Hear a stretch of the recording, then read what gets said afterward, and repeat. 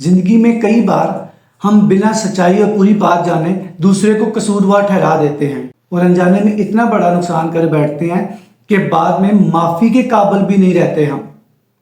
एक आदमी था, अपने घर में आया तो उसने देखा कि उसका कुत्ता खून के साथ लथपथ हुआ है। तो उसने ना उसको देखा तो थोड़ा परेशान हो गया। जब गया अपने बच्चे के कमरे में जाके देखा तो बच्चा जो उसका था वो कमरे में नहीं था। तो वो बाहर आया, उसने फिर आवाज़ दी तो उसको फिर बच्चा नज़र नहीं आया। तो उसको ये लगा कि इसने उस बच्चे को मार दिया, खा लिया है। वो गुस्से में आया, आके उसने अपनी वो घर में पड़ी तलवार उठाई और कुत्ते को मार दिया। अभी कुत्ता आखिरी सांसें ले ही रहा था कि बच्चे के रोने की आवाज़ आई।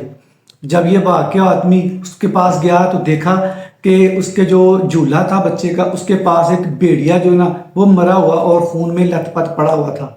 तो उस आदमी को फिर समझ आया कि कुत्ते ने बच्चे को बचाते हुए जब भेड़ियों को मारा तो उसके खून की वजह से उसको भी लग गया वो खून, मगर अब पछताने का कोई फायदा नहीं था। इसलिए दोस्तों, आपकी जिंदगी में भी कभी कोई ऐसा फैसला आ जाए या आपको ऐसा लगे कि दूसरा कसूरवार है तो सिर्फ थोड़ी देर के लिए सोच के फिर फैसला कीजिएगा, क्योंकि गलत फहमी में जो दिया गया जख्म होता है ना वो बाद में माफी से भरता नहीं है।